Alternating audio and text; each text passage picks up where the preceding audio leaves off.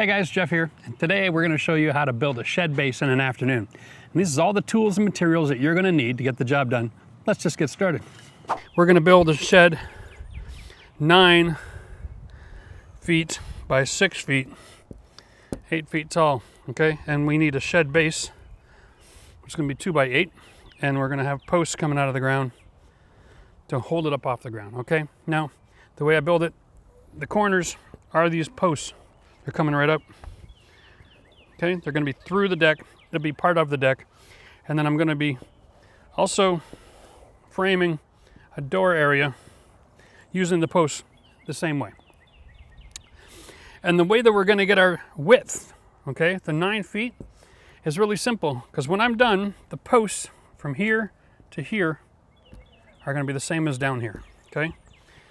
And so when I'm finished, that dimension is going to be covered with a ice and water shield, and I'm also going to put on a like a corrugated metal roof product, and that roof product is 38 inches wide, okay, but the last rib, it actually gets covered from the other side of the metal, so the next piece that goes on goes there, and so each segment is 36 inches, and if you know that, then you know that I can start with a full sheet here, add another sheet, finish 9 feet perfect. Okay, so knowing the size of your roofing material dictates the size of your shed. This way you're not making cuts, you're not ending up with weird scenarios where you're an inch short or something like that. So we are going to go exactly 9 feet wide off the corner of this post.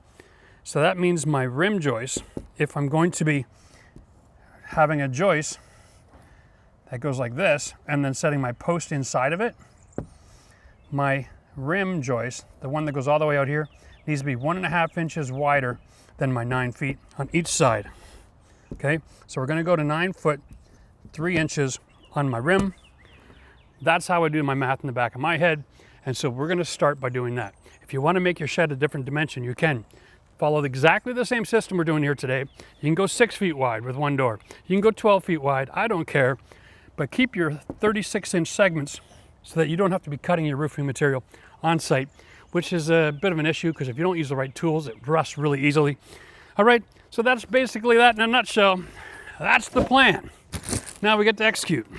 So step one is to build a perimeter frame. That way we can get it in position, get it squared off. So this is how I like to cut right off the pile.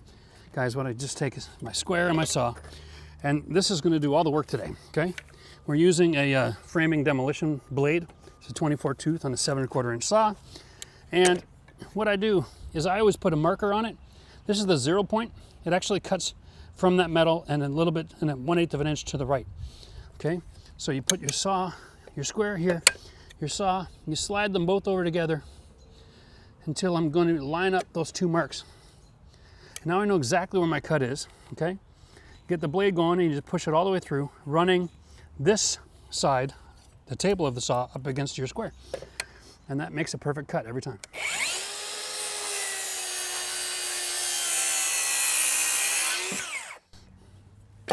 There we go. Okay guys, we're gonna grab our tape measure, and what I want you to see on this tape measure is that a good tape measure will come with little red squares on it. That is traditional floor joist spacing, 16 inch on center, okay? So what we're gonna do is we're going to measure from the outside and mark the front and the back for all of our joist locations based on these little red squares. And I'm gonna do this with a marker. We always mark the side of the pencil line where the joist will actually sit, all right? So we start with a piece of wood, 16 inches from that start, we start with the piece of wood, and so on and so on. But in this particular build, because everything's gonna be symmetrical, we wanna actually measure from both sides, moving towards the middle, okay? Here's my 16, my 32, here's the 48, red square, and you'll notice that the next joist is already marked and it's not dead center, okay? And that's all right. So this time, because we're doing this symmetrical, and it's important because of the nature of this particular build, all right? Joist spaces can be less than 16, you just don't want them any bigger than that, all right? There we go. So now we got our front and our back laid out. We're gonna take this one, we're gonna set it back here about 7 feet away. Bam, make some room. And now we can cut our joists for the floor. And we'll start with just 2 of them. We'll screw the box together, and then we'll be able to position it, square it off, know our locations, and then we'll be able to move on to the next step. We need 1, 2, 3, 4, 5, 6, 7, 8 of them. All right. So here's the 2 types of hangers we're going to use, right? This particular hanger sits on a rim joist, and the wood come right up, sit inside this and contact the wood. 6'7". This is the one that we're going to use on the outside. Okay. This one gets screwed on first, and then the wood sits inside of it, and there's going to be screw heads sticking out of these holes. So the wood gets contact with the screw head, so we have to take a 1/4 inch off for each end for the screw head. Okay. So we're actually going to go 6'7" on the interior, but the 2 on the outside, we're actually going to go 6 foot 6.5. Gotcha. Okay. Yeah. 1/4 for each end. Yeah. Yep. Okay, perfect. Cool. So while Matt's cutting all my lumber for me, I'm just going to set up my rims. These are what we call Simpson strong tie. Whenever you see a product from Simpson, okay, generally speaking, they make structurally rated hardware only, okay? And you can see that there's a little stamp on the end of that screw, and it has a number attached to it. Now, the secret here is to know that this is exterior grade. It's a number 9 by 1.5 inch, all right? And it's for connectors, designed for metal connectors of all kinds. Joist hangers, those are hurricane ties in the picture. And it comes with its own bit, slaps into your drill. There we go. Press and play. And it's a 6-sided drill. There we go. And we're going to use these screws to attach all of our connection hardware. That way you don't have to worry about swinging a hammer and driving in structural nails. Structural screws are just as good as a nail, and I find them a lot faster. Making sure we're flush on the side, just hanging out a little bit. There we are. Can I get an offcut? Oh, thank you, sir. All right. Here we go. You can see, look at the gap, because it's sitting on these screw heads, right? That's just experience talking. Now, I'm going to take my marker. I'm going to put it in this offcut. Press it over. Make a mark on my wood. There we go. That is how we set this up. Now, in the world of structural screws or structural anything, you want to put a screw in every hole, okay? That's just the way it works. That way you know you've actually met the rating that the bracket's been designed to carry. This is designed to carry a 2x8. There we are.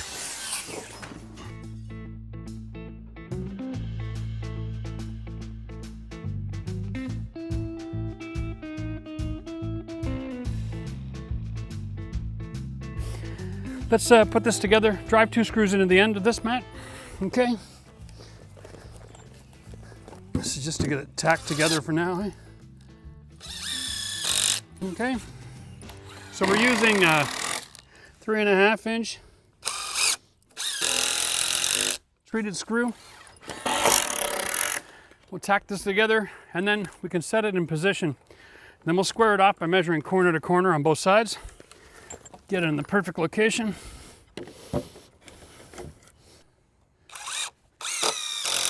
Okay, there. Now we have the shape. Oh, this is exciting. That's the shape of our shed. I like that corner. I like where it's facing. Let's do a measurement. You do one side, I'll do the other. And I'm going to go from the lead edge on that side on the corner, okay?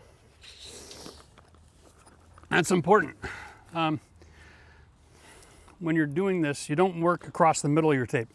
You want to pick the lead edge on both sides at the point, okay?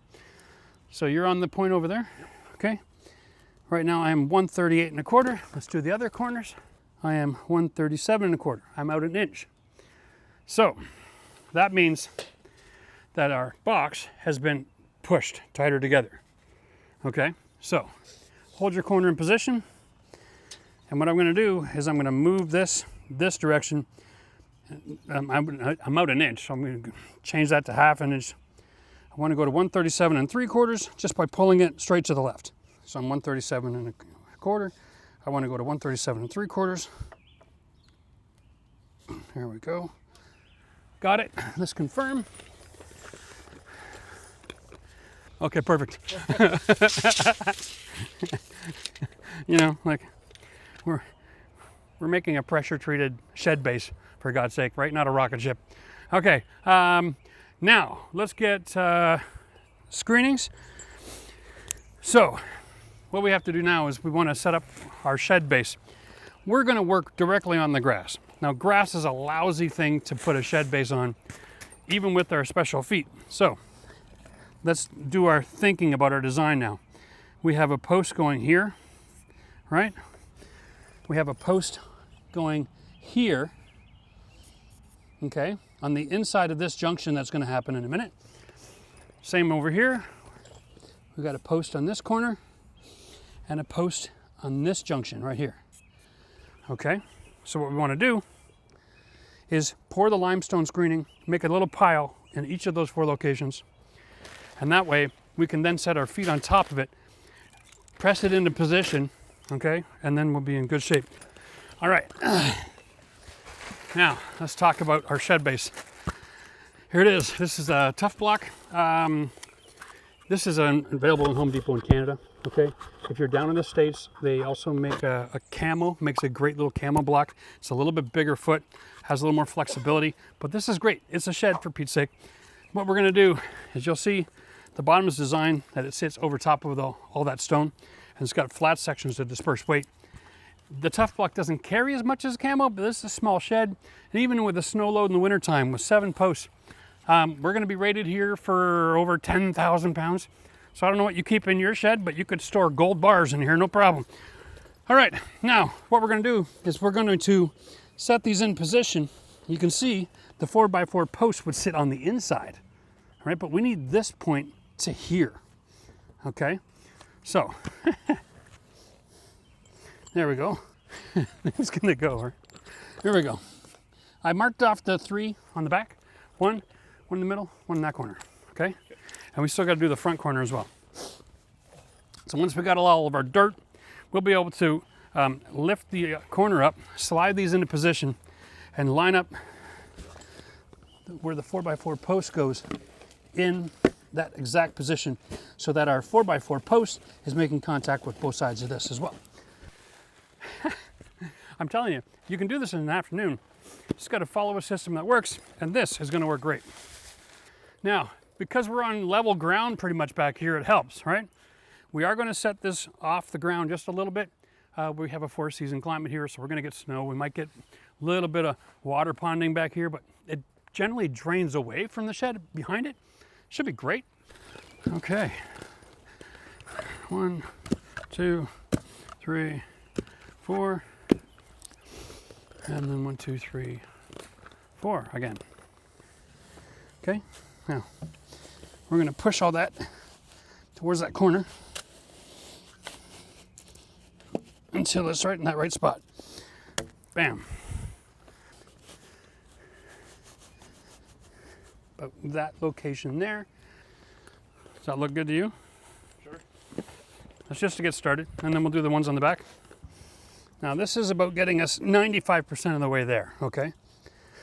Now remember, when we leveled this all off, and squared it off, sorry, we measured corner to corner. We're gonna do the same thing again in a minute, but we just wanna get all this on stone, roughly in the neighborhood where we're gonna put it.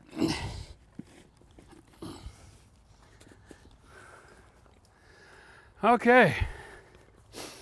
Now we're going to install all of our joist packages. Secret, if you're working alone, all right, you want to crown all these. So basically you're looking down your board and looking to see if there's any curve. And if there is a curve, you want to put the rainbow, the height of the curve on top. Okay, that's a floor joist rule. And if you're working by yourself, here's a tip.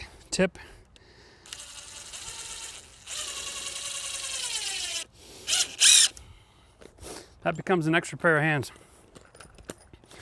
All right. You can set that right where you want it. Okay, that's nice and snug.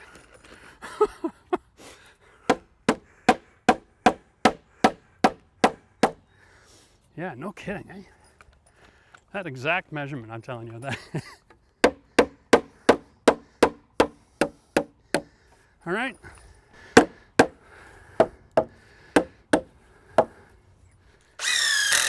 One on the top. There we go.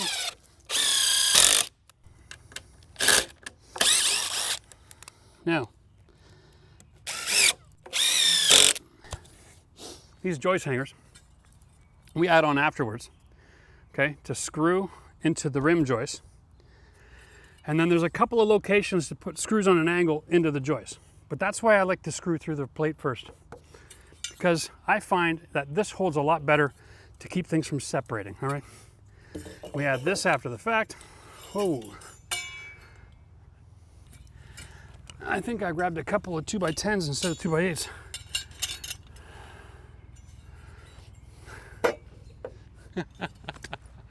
Just run to the store real quick around the corner.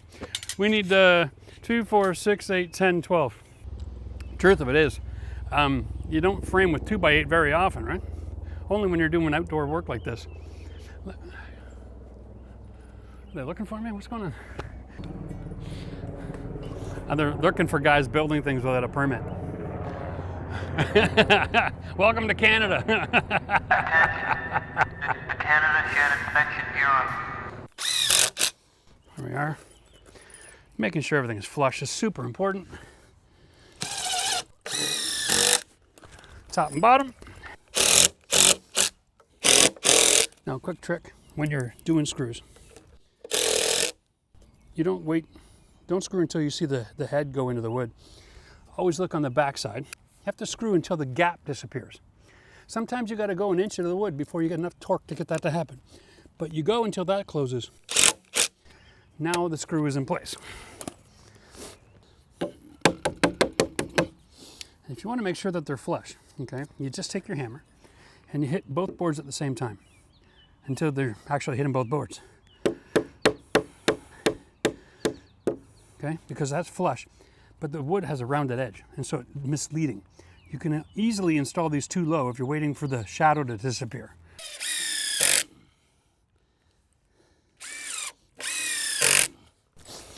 And gaps are closed. Brilliant.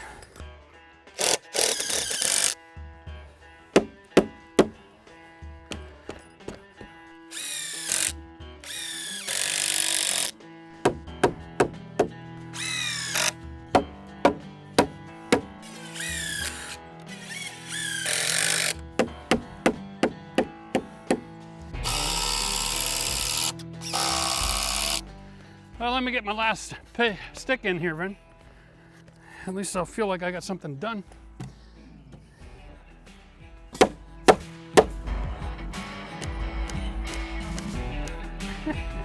Sometimes a foot's a better hammer, right?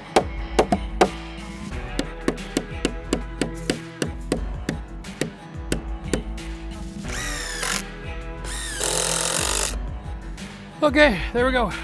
Now it's time for us to identify the highest corner, okay, so that we can set our first post. You know, just looking at it, I think it's over here. Set this up. And it is, okay? So when the bubble is to one side, it means that side's high. And if you lift the other side, it goes into the middle. So all we know is, now we're ready to start setting our posts. The first post is going to go in the high corner. We'll attach that, and then we're just going to work our way around to all four corners, getting everything leveled off and thrown in with some construction screws first. Once we confirmed it's all perfectly level, then we'll go to the next level and put in our structural screws to carry load. If you're doing this by yourself, this is going to be a bit of a tricky phase. You'd have to roll the deck out, but we're just going to lift it, stand on an end, lean it against the tree, okay? There we go. Okay, and boom. Now, so consider this. If you dig a hole in this location to put the block. Because these tough blocks are a smaller diameter, after we put the second rim joist on, it's almost completely covered. But I'm not digging a hole. I'm packing that in this way, and I'll tell you why. So this mold takes the weight and diverts it to these 4 flat sections. But if I fill up most of that space with my limestone screenings or stone dust or whatever you got available, then you're going to be able to transfer load directly from the post directly into the ground underneath. Okay? We have them roughly in position. Now we want to pack it. Even once this is set nice and deep, I still have the ability to maneuver it and slide it around because it's still on a stone dust base. Okay? So it doesn't going to have a problem as we go down the road. This one is in the wrong position, period. Now what this does is it gives me the ability to really get that base flat in the ground. The 10 by 10 plate, if you just straight up and down, you'll get that buried really nicely.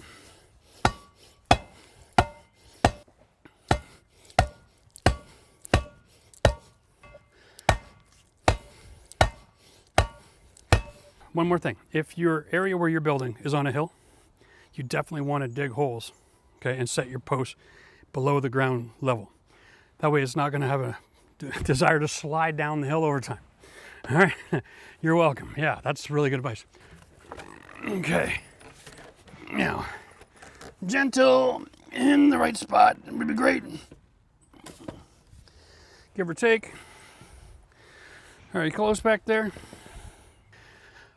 Next step, before we move too fast, too far, we're going to get all the joist hangers on.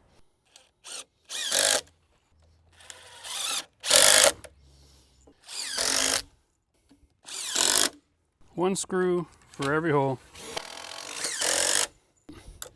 Joist hangers, you got a couple of options. This tab right here is designed to hammer in, to lock it in place. Okay. Then you got all your hands free. We're using a 1.5 inch screw that does not protrude out the back side. Okay, we're going face screw straight in each of the holes here. And on this side, we're using a different length of screw. Okay, this is a 2.5 inch. And the idea here is it'll come through the fastener, through the joist, and then into the rim. So there's my location, okay? And then you can visualize it this way. It goes through the bracket, through this, and then into the rim. And that's a good piece of where all the threads are, okay? That's locking this bracket through this wood into this. If you want to rely completely on that, you can, but let me show you. Okay, it sits there on an angle, but you're just catching the little edge. Okay, your screw's only going through this little corner. And my experience is if you don't have screws coming through this side first, and you're relying only on that, what happens is this head stays in the bracket. The threads are all over here, okay, right? But then the joist can easily tear through that last piece of wood, all right? And so I don't like to rely on that, which is why I like to add a couple of extra screws. There you go. You do you. At the end of the day, you end up with a whole lot of fasteners, but your joist is going nowhere. All said and done, if you're gonna be involved in doing something overkill, the structure, the foundation, the thing you're never gonna see again, that's where you wanna overkill, all right?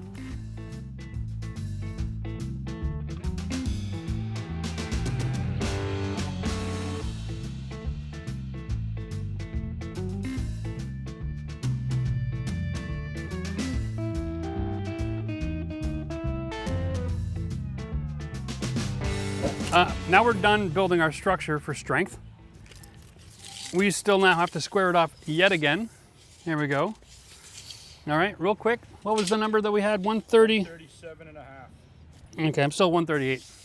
Because I'm going to go to 137 and like 3/4 or something. Okay, we're out an 1/8 of an inch. Woo. That's not the end of the world, all right? I'm not gonna go lose any sleep over that right now. What we wanna do though is throw a couple of in there, all right? Just through the top. What we're doing is I'm just setting up some diagonal boards. We're gonna throw a couple of screws in, 2 at each end on the picture frame of the rim. That'll keep it from twisting while we're manipulating with all of our posts and putting in our structural screws. I just like to make sure that it's not moving around. It's so close to square right now. It's not even funny. It's not worth fighting over. All right, dude, let's check this out. We'll go here. Wow. Yeah, after we pounded those things down, they came out perfect. We got 2 different size posts, okay? Because we're gonna do a single slope roof. So what we're gonna do, guys, we're gonna put our 10-footers up front. It'll end up being higher than we need, and that's fine. We'll cut them down to size later on. But Matt, I want you to grab the 8s right now. There's 3 of them. We'll start in that back corner with the level, and I'm just gonna use some of these 3.5-inch screws temporarily to set the height and make sure that we're leveling our perimeter first. What I'm going to do is I'm going to lift. I want to slide my base first. No, I want you to lift the post out or help me slide at the same time, whatever you prefer. And there we go. This is one of these situations where it just doesn't make any sense, right? These screws that are holding the bracket to the meat so that they don't tear apart are in the way. That 1/4-inch screw head makes it impossible for me to get that in the corner tight and level it. The design for typical construction, let's say it that way, calls for double rim joists where it's transferring load. But because we have posts so often, our span is like not even 5 feet anywhere, and I'm using 2x8. So I'm more than happy, especially on a shed, not really concerned about it. I don't need to double up for strength. So what I'm gonna do is I'm gonna stick like this, keep nice and flush. I'm gonna put my post in here. I'm gonna use a 4.5-inch headlock screw, I'll show you in a second, from 2 different directions. And we're gonna level this first with the regular screw, okay? Once we get the whole base leveled, then we'll use our structural screws to transfer our load. And I don't need to have a second rim, all right? So I don't wanna have that in the way. I just wanna be able to walk up here, grab a couple of screws, get the height set, and have it nice and snug in the corner so I don't have to be fussing around with this all day long. I'm gonna lift with the bubble right in front of me, and when it says level, I'm gonna drive the screw. Matt's gonna help me because he's a gentleman. And you'll notice that I'm in a bad spot there, right? Because see the gap? Mm-hmm. Now I'm nice and level, but I have a gap. So let's do this. Let's mark that post. Let's fix the gap. I'm going to set this screw here. I'm going to back this one out. This time I'm going to lift it up to that spot where the mark is, and I'm going to drive this screw first at the bottom and pull that base over. There we are. Yeah. And then I'm going to pull this base over here. Get that sunk in there. And so before we can put any anchoring in here, we want to just get the post level on here. See how much movement this post can make in the entire structure. All right, can you just hold it on there and then tell me when you see it looking somewhat level? How's that? We're close? Right there. Okay. How's the other angle? Decent. This way? It's got to go away from you. Away from me? Yeah. Okay. We're good there. Yeah. All right, and then I'll drive one here. Now, that's a lot more stable, okay? Because I got 4 screws top and bottom. That's a lot more stable. Now, we're gonna go check the other corner over there. You wanna do the lifting?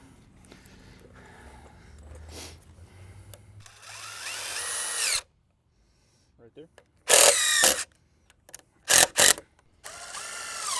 Yeah. And I'm already closed on the gap, so. We're pretty close, man. Yeah. Okay.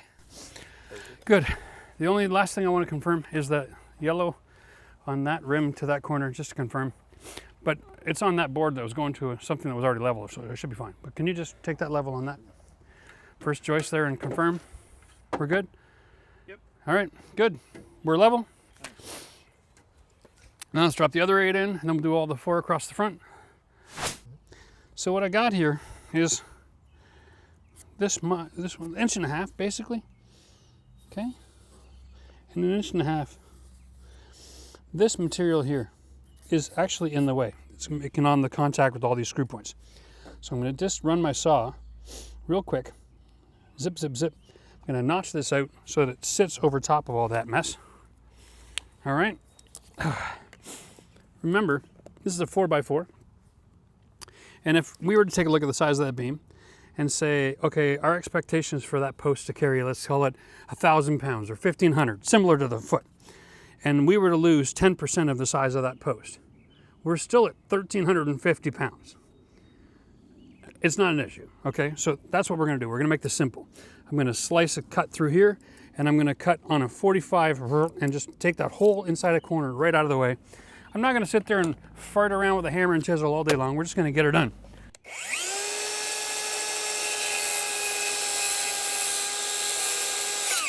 Okay, and I'm gonna bury this thing.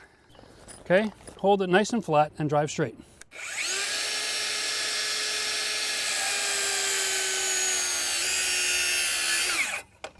There we go, problem solved, all right? Minus 10%, but now we're gonna clear all that hardware. Let's drop it back in.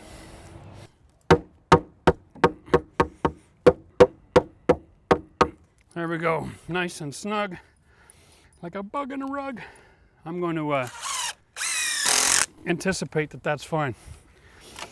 Moving left to right, and then front to back. You're good there. Okay.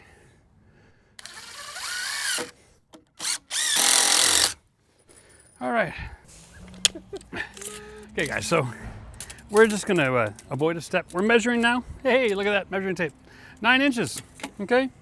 There's my location, and we're coming out 1.5 inches. There's my cut line. What else do you need to know, eh? We'll grab the other post. I'll just do both of these at the same time. All right, now, again, we're setting this to about 1.5 inches deep. We don't want to overcut.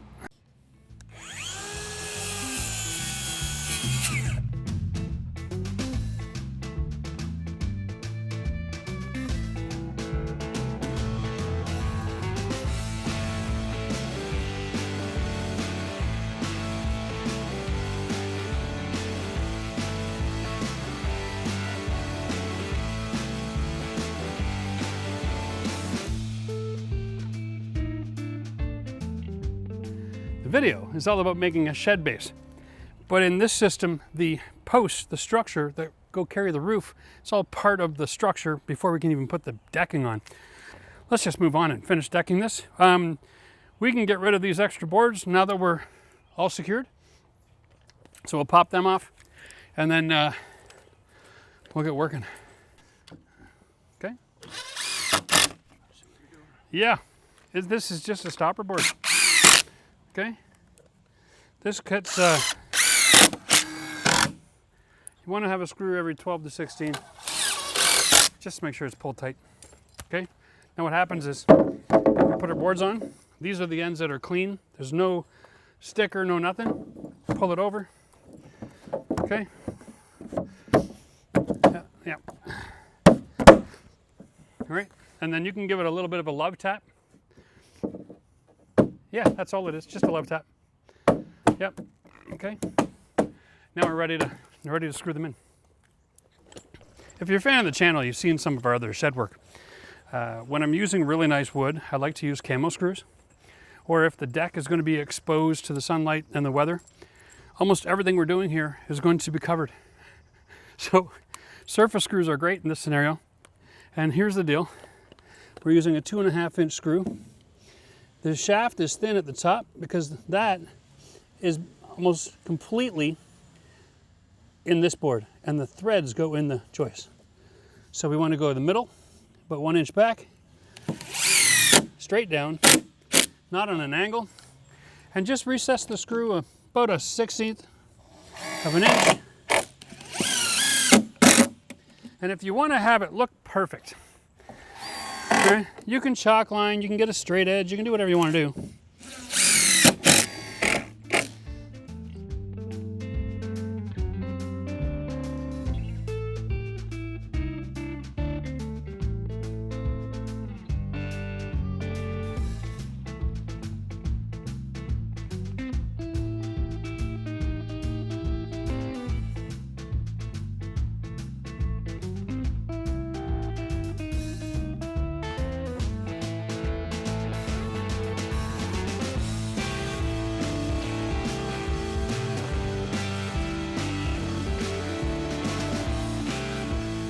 Now, I'm still up against my positive stop at the other end. This is still a joist location. This doesn't get sunk all the way yet, so that I have a nice tightened grip later, but I'm into the rim joist here. And then what I'm doing, it's gonna be fun. I have a 3 1/4 gap. That's awfully tight too, isn't it? I think just for good measure, because this when you're using a skill saw, which is the only cutting tool I'm really using here, we're just going to measure 3 1/4. Okay, and we're going to have the blade on the short side of 3 1/4. All right, make sense? So the way it works is this: make a measure, make a mark 3 1/4, and the black mark is on the inside of that 3 1/4 line. Okay. Okay, now here's my cutting line. Put the saw right on that black line. Put my finger here. I'm gonna hold the plate. Watch this, here we go. 1 and done.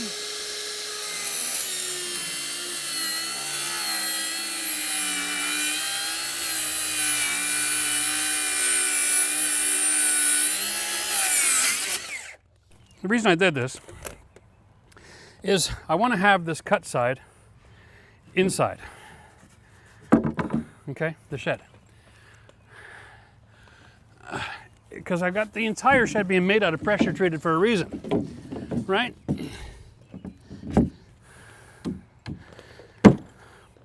And that is, I don't have to worry about how I'm waterproofing and the weather systems and water diversion, all that much. But I don't want to put the cut line right near the outside wall either. Doesn't make any sense, eh? Okay.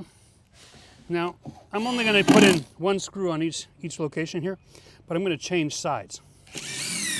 Okay, so this side, that side, back and forth, just to help make sure it doesn't want to flip out and warp.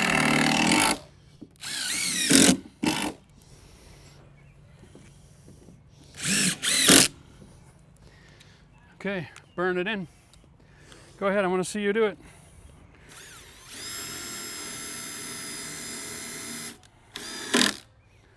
Works every time. Yeah. 60% of the time, 100% of the time. Something like that. Something like that. Yep. All right, well, hey guys, day 2. As you can tell, we got a little bit of rain. Now when we're making this video, obviously I'm trying to challenge myself to do this in 2 days, which is anywhere from 16 to 24 hours, depending how close to farmer you are on the spectrum. Okay, now, before we go finish the rest of the floor, there's 2 things we've got to get done. One, I've got to storyboard a rim joist for on top of the post, because what happens is, you can see right in the back here for sure, this one overnight got a little bit wet and it decided to go like this, and that's no really good for us. So we're going to storyboard these. We're going to get a couple of beams up top, square everything together again, and that is going to make life really simple for us. So then we can move forward, because until I get those posts in the right position, I don't have the right amount of torque in the 4x4 in the cradle. Okay, so I want to make sure all the posts are as straight as they're going to get before I put in my legs. Now we've got some headlock screws we're going to drive in there to secure it all. And we have to do that before we finish the last 2 deck boards. So we just need a few minutes. We'll wrap this sucker up and we'll be good. All right, now, if you're working alone, this is a great system. Go out and buy yourself a couple of these bad boys. Okay. Yeah, that'll work just great. Now, step one, we're going with lots of overhang, so we don't have to worry about the details right at the moment, but we do want to mark the inside corners to just mark where these posts are supposed to align at the top. If we set the top the same as the bottom, then we increase our chances of having success dramatically. Here we go. All right. Now, we're gonna get this over here nice near the top. Okay.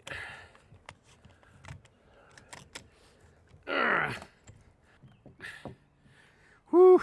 Let's see, we got, which way is it gonna pull together the easiest? Yeah, right here.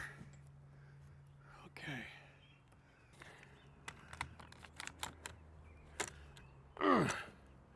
Okay, now I can drive a couple screws, hold this all in place. Okay.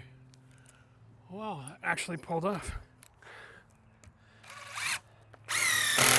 Now at this point, all I'm doing is securing the ridge so that I can hold everything square. All right. And then we'll go into details later about how we're going to finish framing up around the roof. But for now, just about getting this locked in. Okay, that one's done.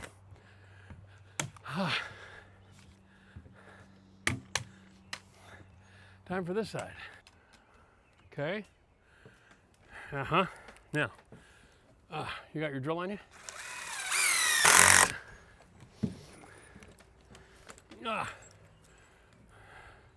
This one is here.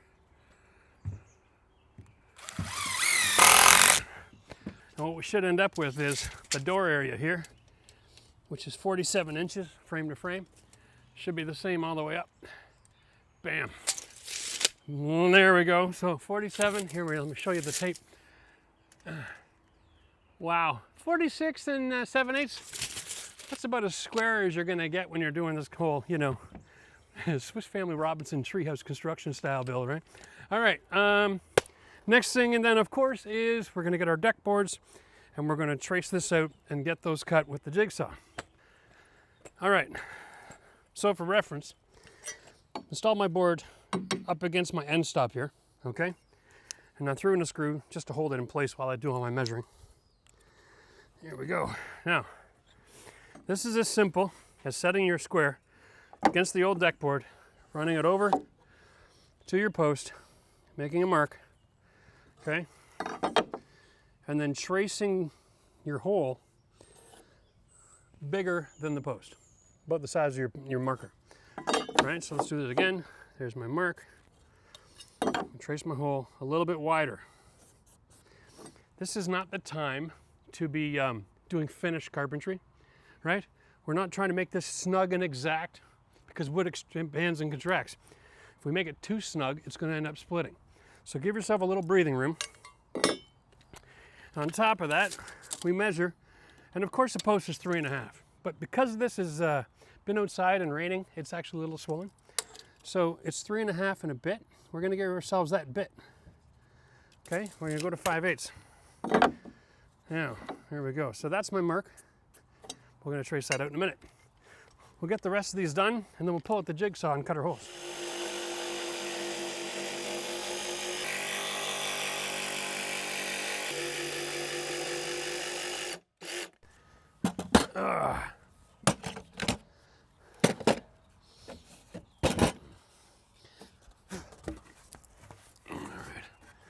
Let's stick this one on like a glove. Okay. Now we should end up here with about a 1/2 inch overhang, which is why this is the perfect design system. Having a 2x8 single rim, and that works perfectly. But you know what, Matt? I'm moving too fast here. I wanted to get those other screws in here, the lags. Because this is going to be a door and I'm going to have a hinged gate on it, I wanted to go at it from the side as well as from the front. All right, so while we're here, let's just talk about this. This is the headlock screw. This is a structural screw. The same way that the small ones were structural screws for the joist hangers, this is a structural screw and it replaces a 3/8 lag bolt. Now, that's where you get all your load transfer strength, okay? So what we're going to do is we're going to add 2 on the face of each of these posts. And because this one's going to be the gate, I'm going to add another one here to help give it a little extra, well, 2 more here, give it a little bit more, how shall we say, strength. So when the door, which is almost 4 feet, is swinging out, it has some lateral support this way as well, okay? So we're going to drop this in nice. This one first.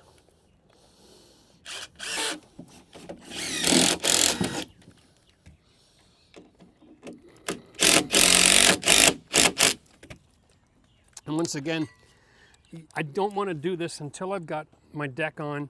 It stabilizes the structure. I want to have my 2 rim joists up top on. Make sure that everything is pointed in the right direction.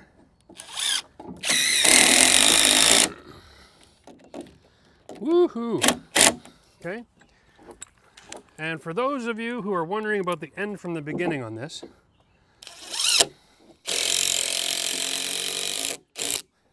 I am planning at a later date, once the wood has had a chance to weather and bleach out a little bit, coming back and doing some paint work.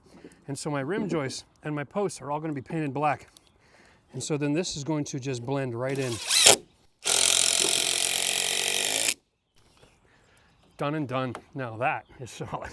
The reason we're using 4.5 inch screws, check this out. The dimension from the post to the outside of your rim is 5. So when you drive these screws, even if you want to drive them in before you put your decking on, I get it. You're not going to have anything sticking out on the inside to catch your foot or rub up against your ankle.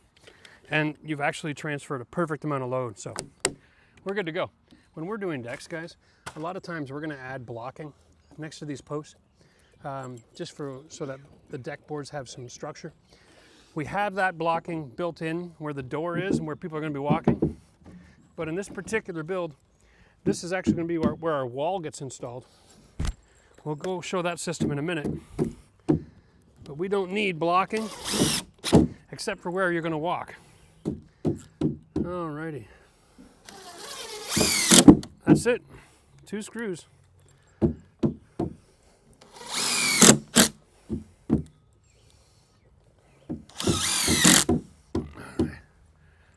Hey, you're too tight. If you have to hammer it on, you're too tight. You want to actually make the storyboard a little wider than your posts. So things can expand and contract. Because you forcing that in, you're going to split the board.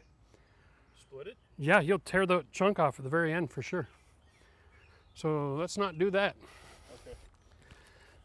Let's be real careful here, actually, like mindful. 2.5.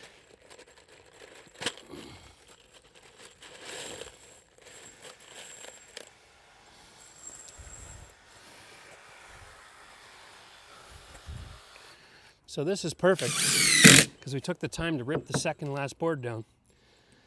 That is the secret to this success here.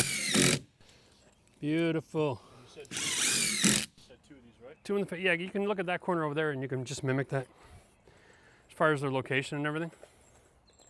They're not going to be as visible on the back, obviously, so if there's a screw in the way, don't worry about it.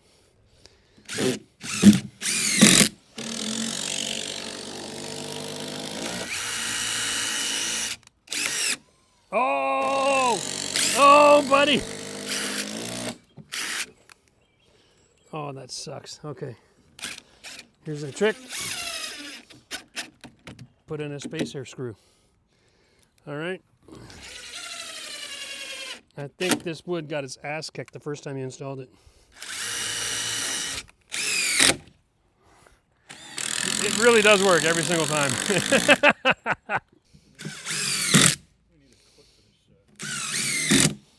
Yeah, well, you feel that? That wiggle is there because they're not done yet. You can do 2 if you want. You can go right in the middle. I just did one and it worked really good.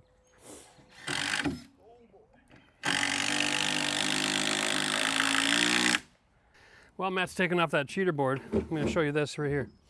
I am going to just mark where the edge of my rim is. I'm going to trace that around the top. Okay.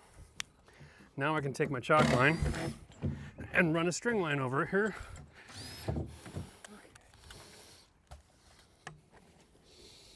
And I'll just set this right on the edge. Okay. And then over on this side, I'm going to do the same thing visually. Visually just check where this goes.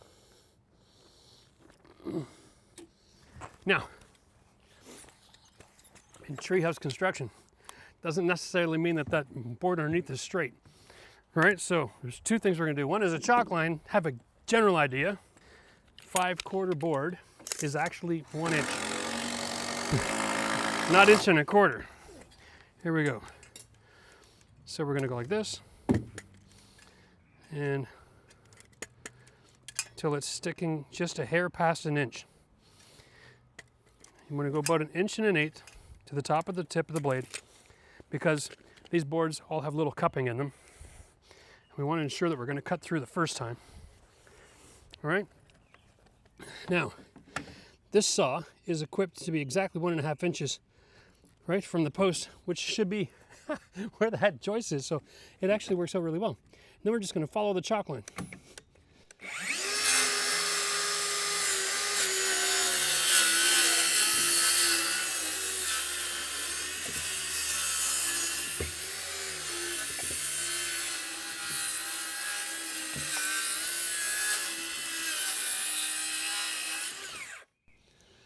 Not bad. All right, now, this is an exposed edge that's not really visible from the lines of sight in the backyard. So you have 2 options. You can grab a stain sealer, a cut and seal product, and you can seal it up. Or you can just incorporate that into your rim and paint it when we get to painting. Since we're going to be painting and staining everything here eventually down the road in a couple months, I'm not going to worry about if it's a cut exposed edge right now, because it's not going to be buried. The reason we use a cut and seal product is when we have cuts that are structural, that are encapsulated by other wood, and we don't have ability to stain it or paint it later. But all of these exposed cuts are going to be here for us to paint later, but we're not going to worry about it for now. Okay. Woo! We have a finished deck platform.